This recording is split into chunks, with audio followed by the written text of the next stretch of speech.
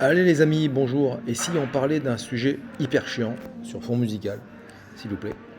Le sujet hyper chiant, c'est les impôts. Donc la campagne de déclaration d'impôts a démarré hier.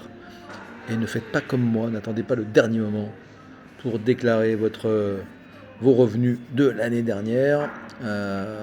Si vous le faisiez, c'est un petit challenge que je vous soumets. Et si vous le faisiez là maintenant, surtout si c'est simple.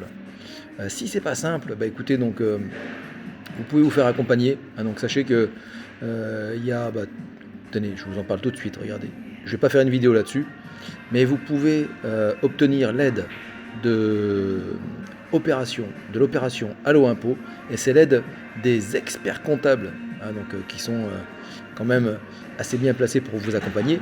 Eh bien écoutez, moi aussi je peux aussi vous accompagner sur la partie de déclaration d'impôt en tant que conseiller en investissement financier. Et aujourd'hui, je vais vous aider à éviter 10 pièges dans la déclaration que vous allez réaliser cette année. Alors, je ne vais pas énoncer les 10 pièges parce que sinon, ça va faire une vidéo de 45 minutes et j'ai sûrement pas envie de vous retenir pendant 45 minutes et vous non plus. Donc, ce que je vous propose, c'est de passer très vite les 10 pièges. Et si vous avez besoin d'un accompagnement sur ces aspects-là, eh bien, je vous invite soit à contacter l'opération Allo Impôt mise en place par les experts comptables. Vous tapez sur Google Allo Impôt, assistance impôt, expert comptable, vous allez trouver facilement. Et sinon, donc, vous pouvez aussi revenir vers moi et je vous renseignerai avec plaisir dans la mesure de mes compétences, car je ne suis pas fiscaliste, mais je commence quand même à bien maîtriser le sujet après 25 ans de déclaration et d'investissement.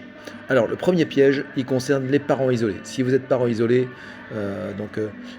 renvoyez-moi un petit mail, un petit contact, et je vous enverrai le texte qui figure dans l'article. Si vous êtes marié, pacsé ou divorcé dans l'année, pareil, je pourrais vous renseigner. Si vous avez reçu ou si vous payez une pension alimentaire ou si vous avez une nouvelle part fiscale supplémentaire, troisième piège, il y a des pièges à éviter si vous êtes concerné.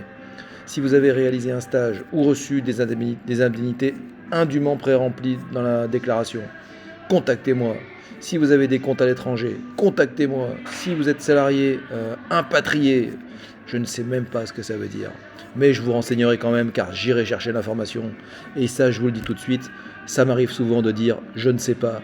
Mais quand je ne sais pas, je vais chercher et je vais vous chercher la bonne réponse actualisée.